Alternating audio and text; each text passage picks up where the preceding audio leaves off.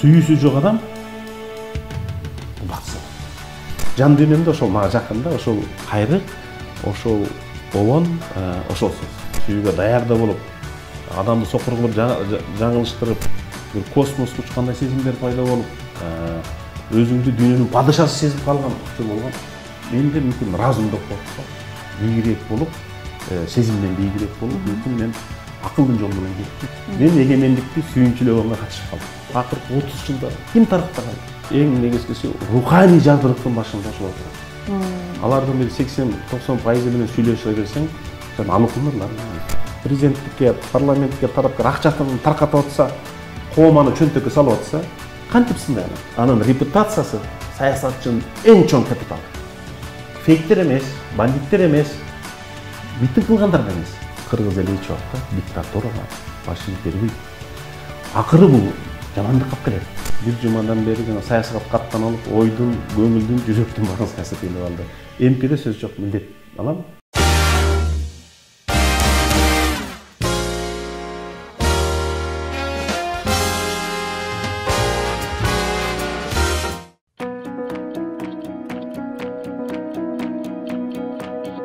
Саламатсызбы агай, кош келипсиз. Рахмат, арыбаңыздар, чакырганыңыздарга рахмат. Бүгүн биздин студиябызга биринчи жолу келип отурасыз. Сиз биздин экинчи коногубузсуз, Долбоордун. Сыртта болсо аппак кар экен. Бүгүн сизди саясатчы катарында эмес, чыгармачыл адам катарында эл менен тааныштыралы деп турабыз. Чыгармачыл ички дүйнөңүзгө саякат жасайлы деп турабыз. Кар өзгөчө таасир берди болуш керек сиздерге. Ооба, түндө эле мен агамдын кызын турмушка узаттык. Анан кийин ошолор узап атканда кар жаап келди да. Анан алар кыргыз дайым жакшы аппак карды жакшы нерсеге төлгөй калат да. Мына жалгыз уулу бар экен, биздин кудан оокаттан экен. Анан ошо карындашыбызды ошол аппак кар менен кошо үйүнө келдиң, ак жолтой келин болсун деп. Кыргыздын ырымын карабайсың, акты, ак сүт, ак карлуу тоо, ак элечек эне, аппак кар, ак калпак, ак ниет, ак сүйүү, ак жалгасын, ак суу, эненин ак сүтү. Карабайсың, Кыргызда актын баары касиет менен, анан эртең менен келе жатсак, айдоочум айтат, жол тайгактым айтат. Жол аппак. Жол тайгак эмес, сен абайлап айдасаң деп. Анан кар жакшы, анда быйыл кар көп болсо, Токтогулда суу көп болот. Суу көп болсо, свет көп болот. Суу көп болсо, түшүм көп болот. Көп өрөөн болот. Көктөм эртерээк келет. Ошондой. Негизи эле кайсы мезгилге жакынсыз? Чыгармачыл адамдар көбүрөөк жазды жакшы көрүшөт го? Мен тилекаш күздү жакшы көрөм. Күздө бизде Көк-Ойрукта бир керемет жери бар, Жаңырык деген. 5-6 түскө бөлүнүп калат да. Көлөкө жерлер жапжашыл, күн жерлер сапсары, чоң кемсуусунун жээги сары, кызыл, көгүш болуп, табият жанагы турмушка чыга турган кыздай болуп көркүнө чыгып туруп, анан күз адамды ойлонтот. Себеби жаз адамды демитип, шаттуу кылат. Күз адамды ойлонтот, себеби ар бир адамдын өмүрүнө күз келет да. Күз келгенде артыңда карайсың, эмнеге жеттим бул жашоодо парзым эмне эле? Эмне таптым? Эмне жоготтум? Мен күздө мындай жалгыз бир жарым күн кетип калганды жакшы көрөм. Айрыкча тоолуу жерде. Бишкекте күз келгенде жалбырактар жерге түшүп, ыңгайсыздык жатат да. Күздү тоодон күтүш керек да. Жазды да тоодон күтүш керек. Бул жекшемби күнү мен ак кар жааган тоого баратам. Кышты да тоодон күтүш керек. Жайды да тоодон күтүш керек да. Кыргыздын кереметин сезиш үчүн жазында, күзүндө, кышында, жайда таңдын чыгып жатканы бир керемет да. Күндүн батып баратканы бир керемет. Биз шаарда бир квартирантпыз. Эртең менен келебиз, кечте кетебиз. 24 саат жаныбызда сотка. Аякта сотка албайт. Телевизор кармабайт. Табигый жашоо. Табият менен эли шаркак жашайсың. Аякта ат минип алып туруп анан бала кезде айрыкча. Ошол сезим эч убакта эстен кетпейт. Бир кулагаш айгырыбыз бар эле. Жайдак минип туруп, ал айгыр кишенегенде дене боюң дүрүлдөйт. Ушунчалык коркунуч сезими да, сыймыктануу сезими да, баатырлык сезими да пайда болот да. Кулагашка айгырыбыз үйүрдө жүрүп, анан бөлөктөр келсе куйт эле. Чоң кишилер, менден чоң болсо эле, мен жем бергенге келчү мага келип тосуп алат элем да. Анан шап секирип минип бөлөктөрдү кууп атса айгырым. Мени тосуп алатса, мен өзүмдү бир баты сезип кетчүмүн да. Анан кийин семирген айгыр жаста кишенегенде, дене боюң дүркүрөгөндө ар бир кыргыз баласы атты жакшы көрүш үчүн ошону сезиш керек да. Азыр да жакшы көрөсүзбү жылкыны? Айылда жылкым бар, эки уулума энчилеген жылкым бар. Анан жыл сайын эми ар бир кыргыздыкла болуш керек да, бир 2-ден 3-төн тай энчилейм. Быйылкы тайды Азамат Асылбек Маратовго энчиледим, экинчисин Кытайдан келген ырчакыбыз Ахматовго энчиледим. Кийинки жылда пландарым бар. Самалык улантасыз. Кыргыздар улуу киши кичүүгө тай энчилеш керек. Мен жээндерге энчилейм. Ошого мүмкүнчүлүгүм жетет, Кудай шүгүр. Жакшы экен. Көкбөрү тартып көрдүңүзбү? Ушул жөнүндө азыр тартып атышпайбы? Биз аскерге кетерде 89-жылы ким аскерге кетип атса бирден улак чыгарчы. Улак чыгарып, анан кийин ошол айылдын мыкты улакчысы Султандын Дүйшөнө деп койчу, Дүйшөн байке деген бар болчу. Ал өзү 10-14 жыл түрмөгө отуруп келген эле. Анан кийин улакка түшүп, менин классташтарым Салмырбек деген баланын тораты күчтүү деди. Ошону беришти да, сен ушуну улак түрүп чык деп. Анан кийин Дүйшөнбек байкеден тартып кеттим. Ал айылдын зөөкүрө болчу. Артыман кууп келет, атаң болсо сен менден тартып кеттиң деп. Бир чатты баягы тартып кеткениме кубансам, бир четиме тигилем ал түрмөгө отуруп келген киши эмне кылат деп ойлоп баратам да. Ал учуп кеттим. Анан бизде сай деп коет, сайдан чыга берген асфальт жолго жеткенде анан кийин көмөлөнүп түштүм. Асфальтка, денем асфальтка, башым асфальттын чекесине тийди. Ошондо аттын акылдуулугуна таң калдым. Эме баягы дөңгө чыга алганда аттын курсагы кеңейет да. Эме басма үзүлүп кетти. Жатам, элестетесизби? Башыман аттар буттар өтөт. Буттар өтөт. Кылт эстемел мээге тийчи дейди. Дедим. Аттан жыгылсаң жалың тозот деген ошо экен да. Эгер ошондо бир аттын буту тегенде бүгүнгө жетип отурбайт элем. Андан кийин этияттап тартып калдым. Андан кийин 99-жылы тарттым. Анан кээде эми азыр кээде кызыгып тартып кетип ойлойм, биз эми жаш өтүп кетти, бутту колду сундурганда себеби Айтматов айткандай көкбөрү бул эрендердин ойну да. Сен тобокелчиликке салып ойношуң керек. Жыгылам, өлөм, бутум санап да ойлобошуң керек да. Ант салбасаң анда жеңбейсиң. Бирок бүгүнкү көкбөрүчүлүккө мен ар бир финалына барып кызыгып көрөм. Кийинки жаштар чыгармачылык акын экениңизди, проза жазган жазуучу экениңизди көп биле бербейбиз да. Сизди саясатчы катары эле таанып калдык. Мурдагы муун сиздин кандай күчтүү акын экениңизди жакшы билишет. Өзгөчө сиз акындык жолдо, поэзияда лирик акын деп сүйүү темасындагы ырларга жакын экениңизди билебиз да. Ушинтип айтып келишет. Анан саясат, чыгармачылыкка мындай бир чыгармачылык жан дүйнөнү алсыратып кирдетип койбойбу экен? Биринчиден ушуга чейин, мисалы үчүн мен статья жазып, аягына жазганда Каныбек Иманалиев акын деп жазсам уялам. Мен ал акындардын деңгээлинде эмесмин. Бул ар бир адам жаш кезинде романтик акын болот. Ошолчо жазылган ырлар болуш керек. Мен ушуга чейин 7-8 китебим чыгып, кичинекей ырлар жыйнагым чыккан, миңден нуска. Арзу ыры деп эле. Аны да бергенден уялчумун, өзүмдө жок калыптыр. Мындай жаштыктын бир эпкиниби, оолоп жүргөн сезимдерди түшүргүм келдиби? Мени ошол бир жакка чыгып атканда журналист, жогорку кеңештин депутаты десе, мен айтып аткан экен дейм да. Акын анын илимдин доктору десе дагы мен уялып кетем. Себеби мен илимге каныгып кирген жокмун. Бир эле идеяны кубалап жүрүп илим доктору болуп кеттим. Акын ошол студент кезинде филфактын 80% акын болчу. Бүтүп аткан анын 20% калат. Анан кийин ушундай чөйрөдө, жаштыкта Пушкинди окуп, Алыкулду окуп, Жомарт Бөкөнбаевди, Турар Кожомбердиевди, Омар Султановду, Сүйүнбай Эралиевди окуп келтирдим. Анан кийин кээде бир куплет айтып койчубуз да. Бирок ал учурда ошол акындардын доору болчу. Шайлебек Дүйшөев келип бир окуганда баарыбыз ушундай болгусуз келчи.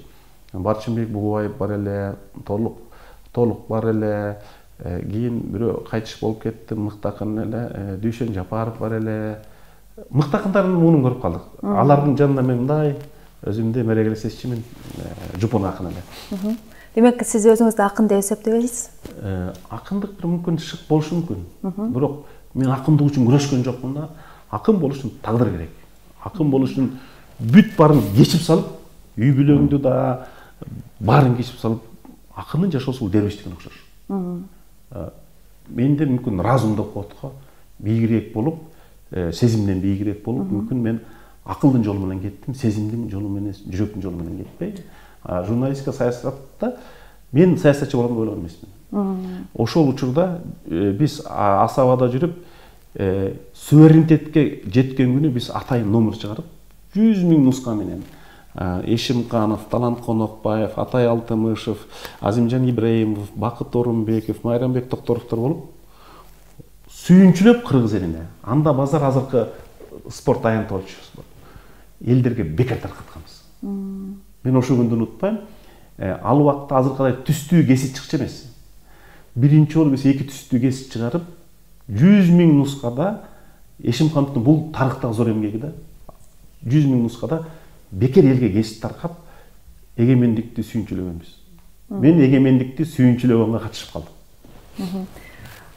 Демек сиз тарыхта саясатчы ишмер катары калам деп ойлойсузбу, же чыгармачыл адам, журналист катарыбы?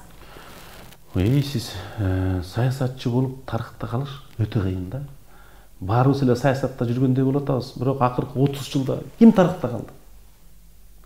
Тарыхтын элеги өтө катуу болот. Баары эле калгысы келет. Балким Дооронбек Садырбаев калды, балким Усубалиев калды деп ойлойм да. Анан кийин саясат мындай да, 10 000 ат байгеге чуркап, бир эле байгени алат. Саясатта ошондой. Ал байге буйрабы, буйрубайбы. Бирок саясатта менин жан дүйнөмдөгү, мени уктатпаган, тынчытпаган бул эгемендүүлүктүн баасы наркы. Мен ошону иликтеп жүрөм.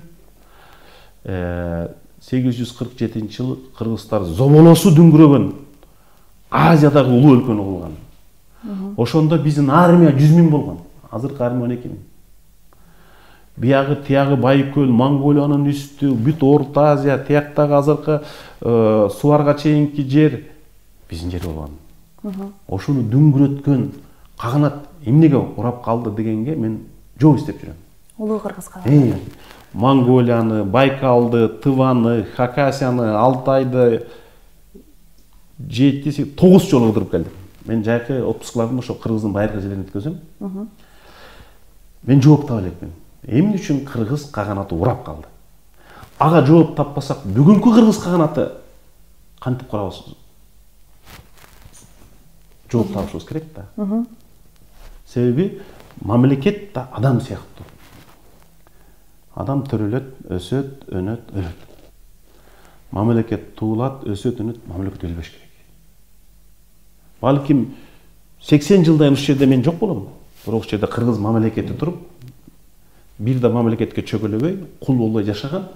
Мына адамдын бактысы дагы, элдин бактысы дагы, мамлекеттин бактысы ошондо. Бүт адамдын баары бай жашаган болбойт. Америкада да кедей адамдар бар, Японияда кедей адамдар бар. Адамдар калыс жашаш керек да. Биздин бүгүнкү саясаттагы бийлик эч убакта элдин баарын гүлдөп өскөн кылып өнүктүрө албайт. Андай аны убада кылган саясатчыга ишенбеңиздер. Бизде андай шарт жок. Катардагыдай же Кувейттегидей ар бир ай сайын 3 000 доллардан берчү мамлекет жок, бекер. Бизде адамгерчиликтүү бийлик керек. Айыл өкмөт адамгерчиликтүү болуп, жөн эле похоронго барып койсо. Анан кийин ооруп калсаң ден соолугун сурап койсо, айыл өкмөт айлык бере албайт. Анан жайтыңды туура бөлүп берсе, аким зордо болсо, роудуну жиберип, борборлук бийлик сен тиги бийликке каршы сүйлөп койдуң деп камабаса, бизнесиңден чөнтөгүңдөн уурдабаса, сот жөн жоктон калпыс чечим чыгарбаса, жөнөкөй адамга жөнөкөй эле нерселер керек. Татаалдаш дейбиз. Конституциялык реформа керек. Ошо конституциялык реформадан тиги ат башыдагы фермер келгенде пайда чөбү. Ага жылуу сөз, калыс мамиле. Мамлекет ушунча эле жакшы болуп барса, жеңилдетилген кредит. Мамлекет акча бере албайт. Биз ошо ата-бабаларыбыз курап кеткен адамгерчиликтүү бийликти алып келе албай атпайбызбы? Бул эми баягы коомдун жалпы эле коом ушу жан дүйнө, акыл деңгээл, көрүнгө баардык жагынан алалым да бир деградациядабыз да азырчы. ушуга саясатчылар көбүрөөк күнөөлүүбү же коомбу? Эшегине жараша тушагы деген дагы макал бар го. Эң чоң күнөөлүү саясатчылар. Биринчи эле. Себеби коррупциянын башында ошолор турат. Мыйзам бузуунун башында ошолор турат. Эки жүздүүлүктүн башында ошолор турат. Анан эң негизгиси руханий жадырыктын башында ошолор турат. Алардын бир 80-90% менен сүйлөшө келсең, сен алыкынырларын билбейт. Чыңгыз Айтматовдун фамилиясын уккан чыгармасындагы переживание деп коет го. Айтматовдун эң кыйын жери өзү менен кошо сени толгонайына сыяктуу кылып переживать эттерет да. Ушундай да Айтматовдун кыйындыгы. Мен эркекмин, бирок толгонай эненин жүрөгүндө өткөзгөндү мен да өткөзсөм да айла жоктон. Атам Айтматовдун автордун чыгармасына башlayayım да. Анан коом күнү, себеби коом ошо бийликке кол чаап кошомот кылат атпайбы? Демек эки тарапта тең. Коомдо дайым сын пикир, калыс пикир болуш керек да. Коом бул арбитр. Сот бул жөн эле экинчи деңгээлдеги сот. Коом калыс болсо, биз коомго карап түстөнөбүз. Анан президенттикке, парламентке тараптар акчасын таркатып атса, коом аны чөнтөккө салып атса, кантип сындай алат? Мен коомдан өлү да. Анан өзү мындай да, чөпчөнөкөй айтканда, ар бир кыргыздын айында бир түз жүргөн киши бар. Ал өтө деле бай эмес. Калыс сүйлөйт, түз жүрөт. Анан айылда бирдеме болгондо, ошол адамдын пикири өтө маанилүү да. Ошол ошентип айтпадыбы дешет да. Ал адам авторитет, ал адам сот, ал адам интеллигент, ал адам ошол жердин арбитри. Эми ошол адамдын образын Бишкекке алып келбейли. Бишкекте ошондой ордо барбы? Ой, эл эмне дейт дейт, монтип айтпадыбы? Кой аны кылсак уят болобуз деген ордо образ мамлекеттик деңгээлде жок болуп атат да. Мурда ошондой эки киши бар эле, Шемай Абдыразаков менен Салижан Жигитев. Азыр андай кишилер да жок. Биз болбой эле баары бир ушул темага кирип баратабыз, анан эми ушунча кеп башталып калды. Бул жаатта да бир эки суроо берейин, анан кайра чыгармачылыкка өтөлү. Биздин ушул демократиядагы 30 жыл аралыгындагы демократиянын бизге берген шарапаты менен кесепетин айтсаңыз. Шарапаты коом эл алдыга кетти. Алдыга кетип, эркиндиктин эбегейсиз таттуулугун, шириндигин сезип, не деген жаңы өсүп чыкты. Алар спортто, улуттук оюндарда, искусствода, билимде. Азыр бир кыргыз жигит, Эрик Адылов болуш керек, Америкадагы ал ойлоп тарткан стартап $300 миллион байлыгы бар. Ал Кыргызстандын бюджетинин, мен сизге айтайын, дээрлик 6-дан бирине барабар. Дүйнөлүк банкка барсам, Казакстандан 4 киши иштейт экен, Кыргызстандан 24 бала иштейт экен. Былтыр бизде Украинага барсам, ОБС-нын Киевдеги офисинде 25 бала иштейт экен. Демек, биз дүйнөлүк деңгээлдеги адистерди тарбиялай алдык. Өстүрө алдык. Эркиндиктин туусун желбирете алдык. Кемчилиги коом жалпы масса деградация болгондугу. Ар кайсы диндер кирип атат. Биз ата-бабабыз тутуп келген традициялуу ислам дининен бөлөп дагы агымдар кирип кетти. Бул биринчи коркунуч.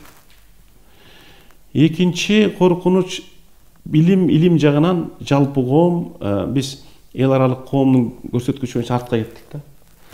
Биз коңшулардан алдыда жүрүш үчүн алардан күчтүү билимдүү болушубуз керек да. Үчүнчү чегара. Чегара бул суверенитеттин негизги чеби. Эки мамлекет менен чечтик, Кудайга шүгүр, Кытай, Казакстан. Эки мамлекет менен чече албай, улам оордоп жатат. Бул өтө коркунучтуу. Өтө коркунучтуу. Төртүнчүсү, кечеги парламенттин чечими менен биз мыйзамсыздык талаасына кеттик. Ал жөн эле сөз эмес. Биз анда эл аралык мыйзам сактоо рейтингибиз төмөнчөт. Андай жерге инвестиция келбейт. Андай жерде өнүгүү болбойт да. Бирок ойлойт, бир эле адамдан коркуп чечим чыгарып койсок ошого жагабыз деп. Жок. Сен бир адамдыга жакшылык кылган менен 6,5 миллион адамга жамандык кылдың да. Сен алган чечим негизинде миллиондогон доллар Кыргызстанга келбей калат да. Сен алган чечим негизинде мурун европалык деңгээлде рейтингге бар Кыргызстан эми Африка өлкөлөрүнүн төбүнө чыгып калат да. ушул учурда мына баарын эле карап турсак, баары эле кыйроо, баары эле артка кетүү, билим, жогоруда биз айткандай деградация. Бирок мындай бир колго карманаар, сүйүнөр бирдемебиз калдыбы, ырыстуу? Эмнебиз калды Кыргызстанда? Ырыстуу баары бир руханий байлыктар бар. 30 жыл мурун мынчалык монастырьлар жок эле. Алар монастырьдын жаңы муун өсүп чыгып, эң кызыгы шаарда орус тилдүү биздин мекендештерде монастырь болуп баштады. Бул жакшы ыкмай. Экинчи, сүйлөшө келгенде жаштар да, улуулар да эгемендиктин наркын эми түшүнүп баштадык. Бизге эгемендик асмандан түшкөндөй болчу да. Кыдырдары эле кыргыздарды жакшы көрөм мен деп белекке бергендей болчу да. Эгемендик үчүн маңдай төр төгөт, эгемендик үчүн күрөшөт, эгемендик үчүн миң толгонот, кээде эгемендик үчүн кан да төгүлөт. Биз 2 жолу кан төктүк. 7 апрелде Ош окуясында эми кан төгүлбөй биз эгемендикти бекемдешибиз керек да. Биз эгемендик категориясында ойлоно алышыбыз керек. Бизде улуттун масштабында ойлонгон саясаттар чыгыш керек. Бир эле Коктоголоттун, бир эле уруунун, бир эле региондун, бир эле партиянын эмес да. Биз ошондой ордого атаандаштыкка чыктык. Мына эгемендик үчүн кармашкың келсе, буякта партия түзүп, кармашып, өзүңдү көрсөт. Бизнесте эгемендикке салым кошом десем, жеке менчик фирмаңды ачтагы салык төлөп, иш ордуңа мыскыл салык. Журналистикада мына силерге окшоп, өзүңдүн каналыңды ачып алып, деңгээлиңди көрсөт, атаандаштыкта жеңип чык. Граждандык коомдо да ошондой шанс бар да. Ушул эркиндик бизге дивиденд бериш керек. Ошо дивиденд анан кайра мамлекетти чогултуп баштайт, бекемдеп баштайт, өстүрүп баштайт да. Бул адамзат келе жаткан жол ушундай. Диктатордук мамлекетте карабайсызбы? Нобель сыйлыгынын лауреаттарынын бир 30% Гитлердин учурунда Америкага качып келген неместер экен. Франконун учурунда Испаниядан, кийин Италияда Муссолинин учурунда качып келгендер экен. Анан Сталиндик режимде СССРден качып келгендер. Ошолор Америкага барып, илимий ачылыштар жасап, сен Америкада бар эркен да. Ошолор анан илимдүү ачылыштар жасаган. Американын системасынын улуулугу ошондой да. Бизде дагы коңшуларда жок эркиндик бизде болуш керек. Бирок эркиндик Бердяевдин айтканы бар да, предполагает не только свободное отношение к своей душе, и ответственное отношение к чужой душе. Жакшы. Саясатта бүгүн мындай бир карманаар кишилерибиз калдыбы? Саясий интеллигенция, же болбосо жаштардан көргөн бир лидерлерди көрө алдыңызбы? Келечеги кандай биздин саясаттын мындан ары? 3 жагдай. Биринчи, мамлекетти түптөөгө катышкан биз сап кароочу инсандар баарыбыз бар, аларга сыйлашыбыз керек. Шерим Кулов, Феликс Кулов, Абдыган Эркебаев, мен өзүм билгендерден, Чолпон Баекова, бир экөө көз өтүп кетти, Ишенбай Абдыразаков, Усубалиев бар эле, Абсамат Насалевич бар эле. Анан орто муундагылардан мен өзүмдүн пикирлештеримди эсептейм, бирок алар бүгүн унчукпай жатып алганы мага табышмактуу. Мисалы үчүн Байболов мыкты парламентарий. Же Темирсариев, Текебаев, экономиканы мыкты түшүнгөн Темирсариевди билет элем. Искак Масалиев, ушул орто муун. Жаш муундарданчы жарк этип бир айда пайда болгон 3-4 азамат, алар өздөрүнүн профессиясын күчтүү билет экен. Сания Токтогазиева, Таттуу Эргешбаева, Аяз Баятов, кече Семетей Аманбеков. Ушулардын жаңы мууну өсүп келатат, эч нерсеге булганбаган. Мына биз үчөөнү үчкө бөлбөй, ушул муун биригип, бүгүнкү күндүн доордун конституциясын жаза ала турган ушулар. Себеби конституция бүт муундун өкүлдөрүн консолидация кылыш керек, бүт улуттарды консолидация кылыш керек, бүт регион өкүлдөрүн консолидация кылыш керек. Конституция юридикалык кылган документ эмес, баары биримдикке чыккан документ.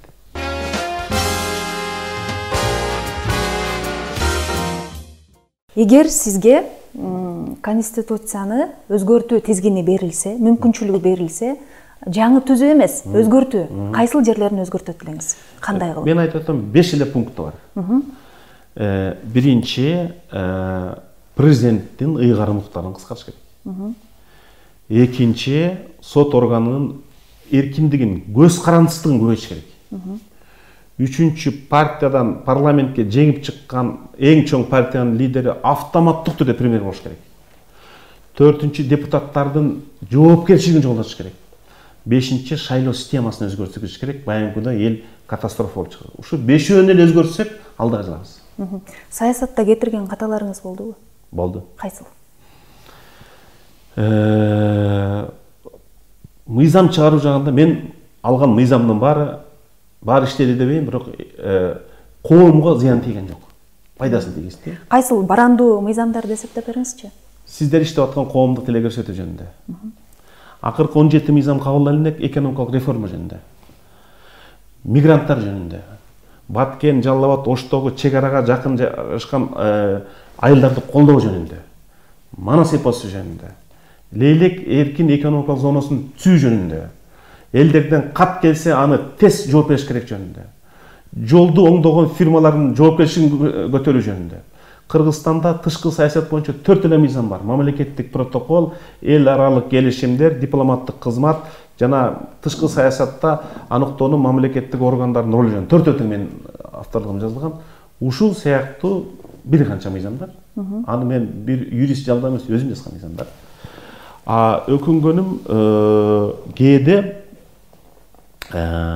сессияда эмес, митингтерде бир катуу айтып алган жерлеримде, ошол кырдуу учак болуп турган учурда, айрыкча Бакиевке каршы жүргөн учурда, Текебаевди түрмөгө камаган учурда, кийин ошол митингтерди көрсөм, мындай мен митингде сабырдуу сүйлөгөнгө аракет кылам, бирок кырдаал жана бийликтин кысымы бизди мындай ачуулуу, эмоционалдуу сүйлөгөнгө аракет кылат экен да. Ошол саясатта кемчиликтериңиз болду, бул. Мен андай болбошум керек эле, мен токтоораак болушум эле керек деп аракет кылам да. Ошону оңдоого туура келет деп ойлойм да. Жакшы. Сиз азыр көп массалык маалымат каражаттарында айтып жатасыз, менин жалгыз ишенген күчүм бул менин интеллектим, өзүм акыл деңгээлиме ишенип жатам азыр президенттик шайлоодо депчи.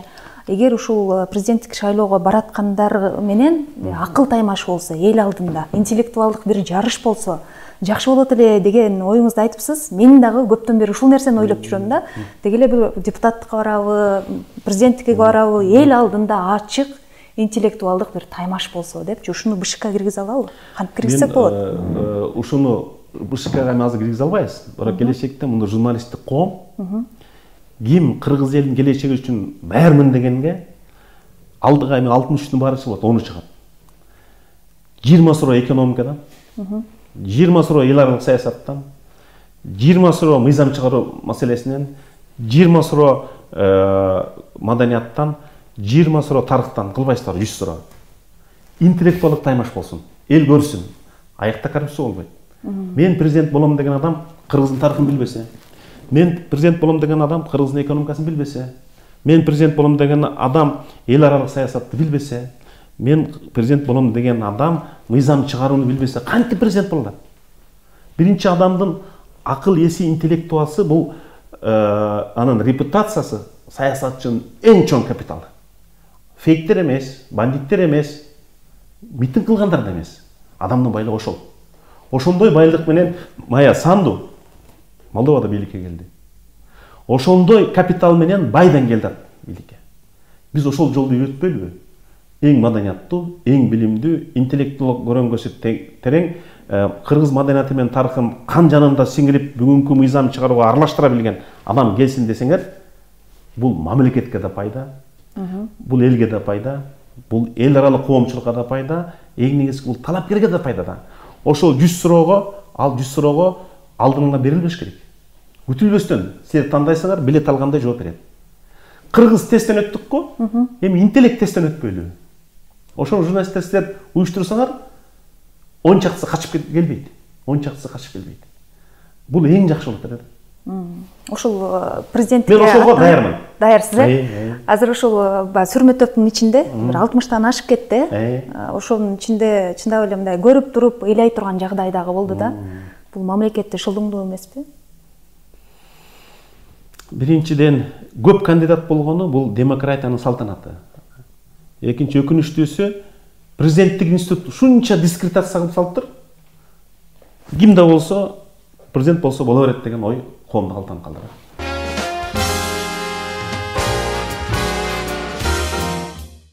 чыгармачылыкка кайра келели, азыр ыр жазбай калдыңызбы?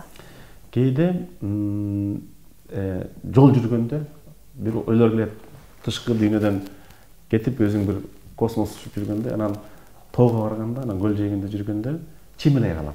Бирок өзүм үчүн чимелей калам. Анан негедир жакпай калат, кайра чийип салам. Бирок мен өзүмдүн тажрыйбамда поэзия бул 18-35 жаштык поэзиясы окшойт да. Себеби карасаңыз, Лермонтов, Пушкин бүт баары ушул жашында кетет да, Есениндер.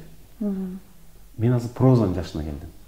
Проза сабырдуу ой жүгүртүп, тереңдеп, сөз тандап, жет өлчөп биргесип, проза тарабында жай ичинде уланып атат бар.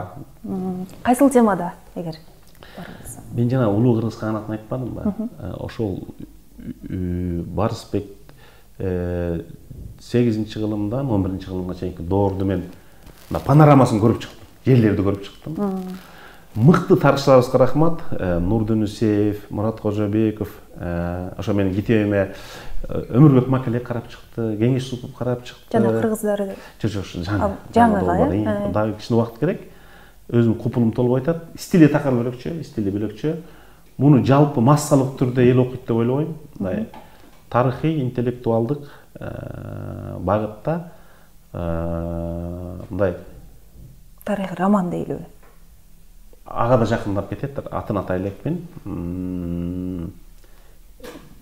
Шарттуу аты Энесей дастандары. Каганат доору да. Поэзия бул жаштыктын сезимдин иши деп жогоруда баса белгиледиңиз.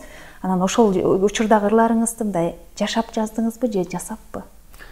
Экөө тең тоо жылдыздардын илимине мүчөлөс элем. Анан кийин Жаш толкун илими болчу, Калыбек Байжигитов агай жетекчи. Анан ал мени ошол жака жетекчи кылып койду.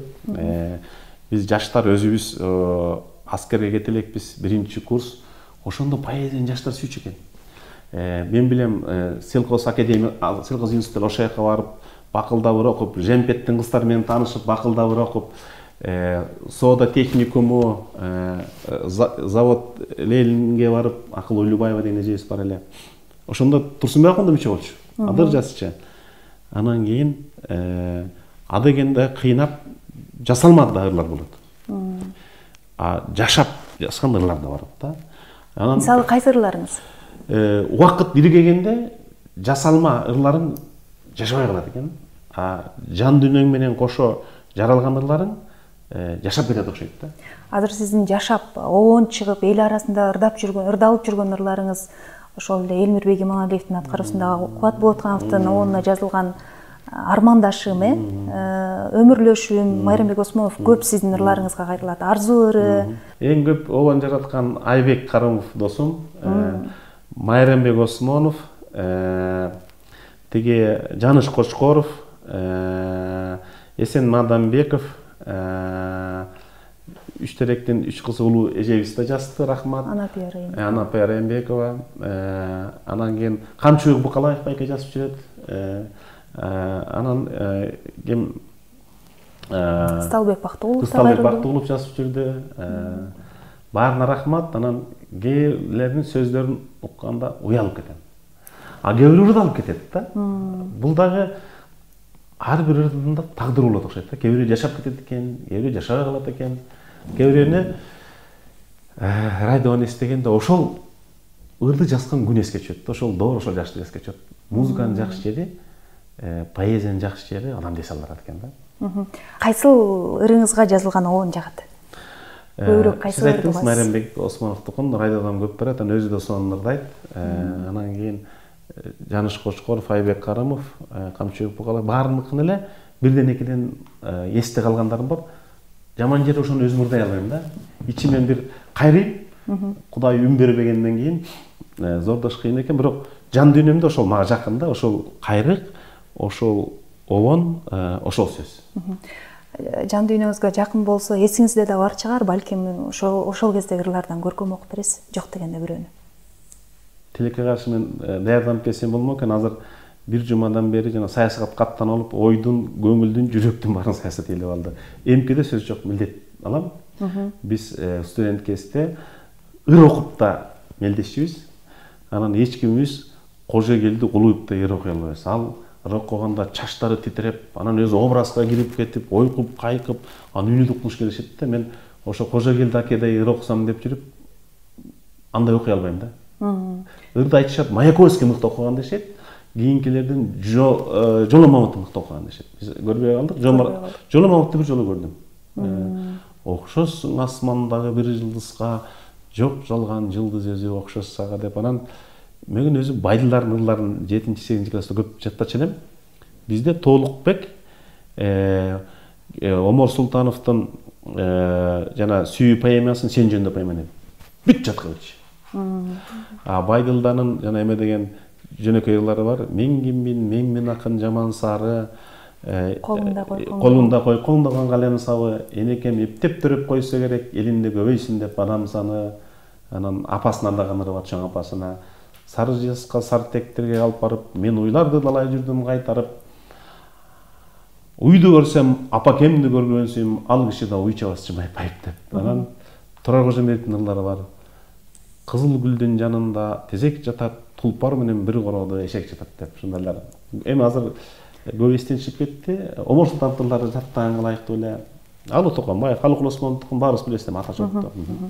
Жакшы, Сүйүү жөнүндө азыр деле бир жазылабы? Эми мурункудай оологон сезим жок. Жазылышы мүмкүн, бирок байгандай ар бир сапты кыйналып табасың. Андай учкул ойлор келиши өтө сейрек. Эгер ошондо ой сөз келип калса, мени прозадагы чыгармамга киргизүүгө аракет кылам да. Кара сөзгө. Кара сөзгө. Жакшы, сүйүү сиз үчүн эмне, кандай аныктамасы бар? Сүйүү бул адамды адам кылып турган эң улуу сезимдин бири да. Сүйүүсү жок адам бактысыз адам. Бала кезде энеңди сүйөсүң. Эненин жыты, сүттүн жыты, анан өспүрүм кезде сүйүү болот. Бул ат көпөлөк кууп ойногон, анан жаш кездеги сүйүү, ал эң оологон. Себеби адам толуп да болуп да сүйүүгө даяр да болуп, адамды сокур кылып жаңылыштырып, бир космоско учкандай сезимдер пайда болуп, өзүңдү дүйнөнүн падышасы сезип калган учур болгон. Бул эң пик. Андан кийин өмүрлүк жар күтөсүң, балдарыңды сүйөсүң. Бүгүнкү күндө менин сүйүүм 2 неберем бар. Ошолорду мына 2 жумадан бери көрө элекмин, суук болду деп. Кадимкидей сагынасың, тилин, тентектигин, алар менен ойногондо бүт дүйнөнү унутасың да. Демек, ошондой сүйүүнү тартуулаган жаратканга рахмат. Анан кийин албетте сүйүү бул мекенге сүйүү. Мисалы үчүн ысык көлгө эл жайында барат. Мен жазда барам. Жазда ысык көл тып-тынч болуп, бир жанагы сулууланган кыздай болуп калат да. Анан жалгыз туруп алып, мен жазсаң болот да. Анан кийин мен булакты жакшы көрөм. Мен жыл сайын тоого чыкканда булактын көзүн ачам. Алтайлык кыргыздарда эме бар экен. Биз айтабыз го 100 жыл жаша депчи. Алтайлыктарда эки сөз 1000 рет айдын жаңырганын көрсөң экен деп жатат экен. Анан 100 рет булакты ачсаң экен деп. Өмүрүңдө булактын көзүн ач деген, булак лайланып агылбайса, ошону оозун ачып иреттеп койгон. Бул чоң соопчулук да. Анан ошол адамга өмүр бата берет экен. Булак жашоонун башталышы да. Булак бар, булак жок жерге кыргыз отурукташпайт да. Булак бар жер өмүр да. А менде ошол агып жаткан жаңы жаралган булактын түбүндө отурсам, бул бөбөктөй, наристедей таптаза да. Мен колум менен эметпей жата калып ичем ошол булактын суусун. Муптак суу мээңе чыгат. Анан кызыгы байкасаң, ар бир булактын өзүнчө бир даамы бар өзгөчө. Ошон үчүн ошо булактан мен эс алам. Булак өмүр, булак бул аруу, булак бул жашоо. Булак менен сүйлөшсөң болот. Булак менен сүйлөшсөң болот. Ошондой табият менен аралашып жашаганды сүйөм. Табиятты сүйөсүз. Өмүрлөшмө дегендериңиз бар. Бүгүнкү күндө дагы мындай популярдуулугун жоготпой улам, жаңы шөкөттөлүп ырдалып атат. Жакында эле Аскат Мусабеков өзүнүн жубайы менен ырдаптыр. Өзгөчө сон болуптур. Өмүрлөшүңүз жөнүндө сурайлы. Бул ыр ошол өмүрлөшүңүзгө жазылганбы? Арналган жаңы үйлөнүүбүзгө 4-5 жыл болгондон кийин, 4 жыл болгондон кийин кыздуу болдук. Ошонун туулган күнүнө арналган кесиптешим, курагыбыз тең, мугалим, филология илимдеринин кандидаты, кыргыз славян мугалим эмесинде иштейт. Ада мугалимдин кызы, мен да мугалимдин баласымын. Ошон үчүн экөөсүнүн үй бүлөсүнөн, педагогдордун үй бүлөсүнөн. Азыр ошол неберелер менен, азыр эми пандемия болуп сабак бербей калды. Неберелерге каралашып, тапкан ташыган неберелерине ташып үйдө отурат. Балдарыңызчы? Балдарым 2 кыз 2 уулум бар. Ошо улуу кызым бизди небереси менен кубантты. Алда балдары менен үйдө. Күйөө балабыз юрист. Азырынча иши жок. Андан кийинки уулум чет жактан окуп келип, биякта магистратураны Бишкекте окуп атат. Экономист. Андан кийинки кызым эл аралык юрист тандап алды. Азыр үйдө онлайн режимде окуп атат. Чет элдик бир университетке өткөн. Эң күчүүсү ошо келе алган жок. Гага университетинде 1 жылдан бери пандемия байланыштуу. Гага деген аякта бюджеттик окуу арзаныраак. Аныкы эл аралык бизнесте окуп, азыркы 3 күн болду. Эң чоң балл бүт предметтен тапшырып 9 балл болуш керек болсо 9 балл алыптыр. Анан ошону сүйүнүп жазды. Ошо 2 уул 2 кызыбыз бар. Жакшы. Арманыңыз эмне? Жашоодо эмнеге арман кыласыз?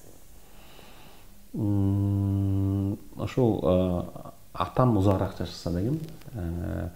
Мен иш менен алек болуп жүрүп 5 жыл президенттик администрацияда иштедим. Мен балким тирүү көзүндө көбүрөөк көңүл бура албай калдым окшойт деп ойлоп калам да. Жетпей эңсеп жүргөн нерсеңиз?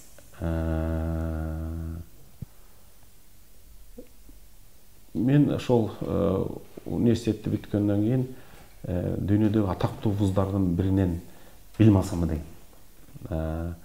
Анан биздин мүмкүнчүлүк болгон кезде биздин жаш кетип калды да.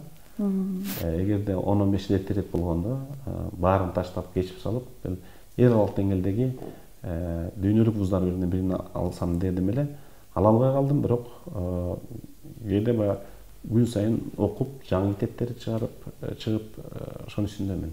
Спортко кандайсыз? Спортко 2 түрүндө. Кышта лыжаны калтырбайм. Анан жыл бою 7 жылдан бери бассейнге барам. Күнүнө 1 километрден сүзөм. Анан акыркы 3 ай болду бокска баратам. Себеби оң колум булчуң ооруп, дары сүйүккөдүм, массаж кылдым айык коет. Анан бирөө айтты бокска барып көрсөң деп. Тренерим жакшы. Бокска баргандан бери оң колдун булчуңдары оорубай калды. Адамдын ички жан дүйнөсүн таануу үчүн анын окуган китептерин, анын уккан ырларын да карап көрүш керек экен да. Сиз кайсыл авторлорду окуйсуз, угасыз? Мен Кыргыздын фольклордук классикалык музыкасын баарын угам. Жол жүргөндө менин жан дүйнөмө Жумабедин Шералиев, Рыспай Абдыкадыров, Асанкалы Керимбаев, Эсенбек Түгөлбай Казаков, ошол доорлордун ырлары мага жагат да. Мен азыркы бүгүнкү күндөгүлөрдөн мен артта калгандаймын. Анан эң алыс жол жүргөндө меники мен сүйлөшө ала турган деңгээлде укканым Саякбай. Менин машинемде акыркы 20 жылдан бери, 20-30 жылдан бери Саякбайдын диски бар. Дискин чыгартып таркатып да көрдүм. Анан ошо менен жүрүп мен Саякбай дүйнөсүнө кирип, Саякбайды китеп кылып чыгарып, ал китеп 3 жолу чыкты. Саякбайдын бир үнүндө эле бир керемет бар да. Саякбайды эч ким иликтеп бүтө албайт. Мен көрдүм да, мен бир чекесин ууштап алып эле ошо менен какап калгандаймын да. Саякбай бул гений. Саякбай дүйнөлүк масштабта Толстой, Хемингуэй сыяктуу дүйнөлүк гений Саякбай. Мен ошонун гений экенин таң калып ача албай келем да. Гений Гёте канчалык гений болсо, Саякбай андан кем калбаган гений да. Кеп ошону генийлик деңгээлде кыргыздар ачып бере алабызбы, которуп бере алабызбы, далилдеп бере алабызбы кеп ошондо. Саякбайды жакынкы 100 жыл бою иликтей берсең кете берет да. Анын сөзүн мындай кой, ошол музыка обондуулугу, композитор деп айтсак болот. Эми обондуулугу жана Виноградов жазып атпайбы? 28 звучание. Эми ар бир өзүнчө бир оркестр да. Саякбай өзү режиссер болсо да болот, актер болсо да болот, тиги дирижер болсо да болот, драматург болсо да болот, ырчы болсо да болот, манасчы болсо да болот, санжырачы болсо да болот, төкмакын болсо да болот, макалчы болсо да болот, батачы болсо да болот, аянчы болсо да болот, жайчы болсо да болот, комузчу болсо да болот. Кол баштаган полководец болсо да болот, найзачы да болот, мерген да болот, саяпкер да болот. Кайчы деңгел. Неге эме? Ошол деңгээлде болуп атпайбы? Саякпай жаатканда жаачы, ат чапканда саяпкер, ыйлаганда кошокчу, каткырганда бала, кыйкырганда чал, ойлонгондо данышман, сөгүшкөндө бала. Мындайды таба албайсың. Бул керемет. Мына ошол Саякбай Каралаев, Чыңгыз Айтматов бул кыргыздын багына келген кут да. Дагы ошондой кут келиши мүмкүнбү бизге? Бөлөк багытта. Жазуучулукта асманда Айтматов турганда экинчи Айтматов чыгыш кыйын. Балким скульптурада Тургунбай Садыков турганда ал деңгээлде чыгышы мүмкүн. Тургунбай Садыков эстирдагы жалгыз скульптор, эстирдин эл баатыры, кыргыз эл баатыры болгон. Манас дүйнөсүндө Саякбай. Мен жаңы манасчылардан көтөрүлдүм, бирок азыр компьютер пайда болуп калды. Манасчылык кичине баасын мурункудай эмес да. Бөлөк тармакта, мисалы үчүн, композитор чыгышы мүмкүн Айтматовдун деңгээлинде. Опералык искусстводо Миңжилкыев деле опералык искусствонун Айтматов. Дүйнөлүк 5 баритондун бирөө болгонда. Айтматов деңгээлдеги айтишни чыгышы мүмкүн. Айтишни туура болот. Айтматов деңгээлдеги айтишни чыгышы мүмкүн. Айтматовдук деңгээлдеги инженер чыгышы мүмкүн. Себеби биз мындай да мынара дүйнөдө генийлер 10 элден чыгат, чын айталы да. Бул япондор, кытайлар, еврейлер, англичандар, орустар, испан тілдүүлөр, немистер да айттым, индустар. Бул 10-15 элден гений чыгып келатат да. Биз ошол эл сыяктуу гений бере алдык да.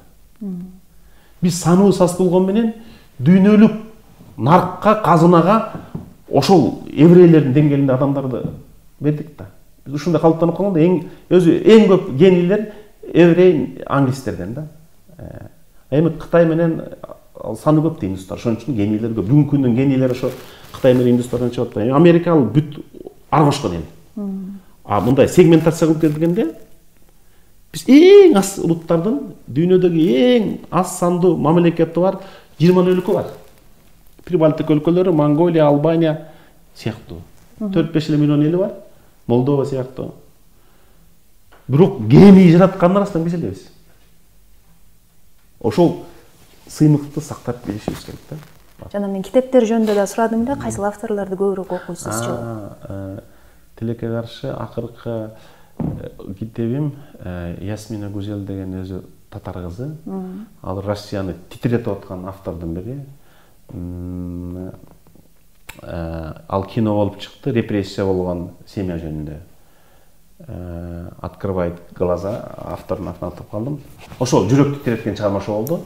Саясатта болсо, Сейдик Атам Куттук Адам деген казак автор. Бул эме топтолгон китеп да. Дүйнөдөгү 10 реформатор. Ошонун сабагы. Ошолор кантип реформа кылган. Ошону мен 3-4 жолу кайталап окудум. Кайра эле мен өзүм сыйлаган дүйнөлүк саясатта бүт каармандар ошол жакта. Саясатчы көп, бирок өз өлкөсүн өзгөртө алган тагдырды Рузвельтке берген, Тэтчерге берген, Ли Куан Юга берген, Махатхир Мохаммадка берген, Людвиг Эдуардке берген, Лёх Валянсыга берген, кийин Саакашвили болду, Дэн Сяопинге берген. Ошондой мен каалап жүргөн 10 улуу реформаторду бир китеп кылып чыгарыптыр. Жакшы. Ал экөөбүз бирге ойлонгондой да. Анан кийин ал китеп азыр Казакстанда эң көп чыккан китеп болду да. Кээ бир китептер татаал да. Бул ошонун выжимкасы деп коет го. Эң туюндурмасын бериптир да. Момундай реформа кылган, момундай кылган, момундай кылган деп. Анан мен бирөөнү окуп жүрүп, жоготуп, жакында барып кайра экинчисин сатып алдым да. Ошол китепти мен Кыргызстанда реформа кылат деген азаматтын баарына берет элем. Анан кийин Грузиянын мурунку премьер-министринин китеби чыкты, Галаворинин экономическая практика деген. Анан кийин Бендукудзени көп окудум. Бендукудзенин интервьюсу китеп болуп чыкты. СНГда акыркы 15 жылдагы эң чоң реформатор, анан эң чоң интеллектуал бул Каха Бендикудзе болгон да. Ошонун китеби бал өзү биолог, бирок философ да болгон, миллионер да болгон, реформатор да болгон, экономист да болгон да. Адамды бөлөкчө ойлогонго үйрөтөт да. Эрнест Турсуновдун айтканы бар экен, улам жаш ойдөлөгөн сайын жашоо кыйын экен, анткени өзүңө деңгээлдеш адамдарын калбай калат экен депчи. Анан саясатта башка жакты коелу, саясатта сиз менен деңгээлдеш сүйлөшө алган, жан дүйнөңүзгө үндөш кимдер бар? Эрнест Турсуновду атап кеттиңиз эле, менин атам дос болчу, экөө жолугушкан экен. Анан менин жолуккан атамды сурачы. Тилекке каршы кайтыш болгондо топурак салып бара албай калдым. Анан ал Куранды которгондо эң биринчи мага интервью берген да. Мунун котормолору өтө күчтүү, поэзиясы өтө күчтүү. Деңгээлдеш жан дүйнө, мындай маданият жагында албетте мен Садык Шер менен көбүрөөк сүйлөшөм. Реформа, саясат агасы Болот Шер менен сүйлөшчү элем. Бүгүнкү күндө Жанар менен сүйлөшүп калам. Темир Салиев менен сүйлөшүп калам. Мен бүт муундагылар менен сүйлөшөм. Мен сыйлаган инсандар ошо Абдыган Эркебаев, Феликс Кулов менен дайым сүйлөшүп турам. Жоморт Оторбаев менен да сүйлөшөм. Анан бир жаңы муунда экономисттер бар, пикирлештерим деп эсептейм. Ошон үчүн Азамат Акенеев менен иштешип атам. Азамат Диканбаевдин ойлорун абдан сыйлайм. Таалай Койчуманов менен экономик маселеси боюнча кеңешин угуп маслихаттешип турам. Бизде реформа кылууга билими, кудурети жеткен муун бар. Сиз аларды бийлик алып келе албай атабыз да. Реформатор боло алам деп ойлойсузбу? Реформатор команда түзө алам. Ошолорго саясий кепилдик бере алам эгер алып келсе. Мен жалгыз колуман келбейт. Кыргызстанда бир адам өзгөртө албайт. Бир 7, 8, 9 адам менен Кыргызстанды 3 жыл өзгөртсө болот. Адам өзүнө баа берүү дагы, сын айтуу дагы кыйын да. Бирок сиз өзүңүздөн чыгып, өзүңүздү карап сындап көрүңүзчү. Каныбек Иманалиев ким, кандай киши? Сын көз менен караганда. Сын көз менен караганда өзүмдү өзүм оңдой албай жүткөн шашмалыгым бар. Анан кээде адамдардан жаңылам. Мен ишенген адам, мен мындай деп жакшы ойлогон адам кээде тескери болуп чыгып калат. Сын көз менен караганда. Анан үчүнчү жагдай балким убакытты туура бөлүштүрө албайм. Убакытты туура бөлүш, дайыма мага убакыт жетпейт. Кээде күн жетпейт, кээде ай жетпейт, кээде өзүм койгон календарлык планды өзүм аткара албай калам. Ак көңүлдүгүм да бар. Убада берип коюп, анан же унутуп калам, же аткара албай калам, кара кечирим сурап. Бул кемчиликке киреби же артыкчылыккабы? Кемчиликке кирет. Кемчиликке кирет. Ошон үчүн кээде өкүнөм да, бекер убада берип коюпмун деп. Артыкчылыктарыңызчы? Аны менин душмандарым айтсын, досторум айтсын дегендей. Айта албайсыз. Мактана турган эрте. Жакшы, сизге биз ыраазычылык билдиребиз. Бүгүн жан дүйнө, чыгармачылык темасында сүйлөшүүгө аракет жасадык. Саясат темасында дагы көп суроолор калды. Эми буну башка каналдардан деле көп айтып жатасыз. Сизге ийгиликтерди каалайбыз. Анан биздин программабыздын аты өзү кеп келгенде баарын айтууга болот. Бүгүн кеп келип турат, сиз эмнени айтат элеңиз элге? Бүгүн мамлекеттин тагдыры кырды бычак болуп турат да. 4-5 саясатчы келип алып эле биз айткандай кылгыла, биз айткан конституцияны кабыл алгыла, биз айткан эреже менен жашайсыңар деп атат. Кыргыз эли эч убакта диктатурага баш ийип бербейт. Акыры бул жамандыкка алып келет. Азыр элди зордой турган учур эмес. Зордукчул бийликке кыргыз эли чыдабайт. Элди угуш керек. Эл менен диалог кылыш керек. Эл кандай кааласа ошондой кылышыбыз керек. Бийликтин ээси ал 4-5 саясатчы эмес, бийликтин ээси эл. Азыр ошол бүгүн интеллигенциянын, бүгүн акыл өстүү коомдун алдыңкы лидерлеринин позициясы алдыга чыгып атат.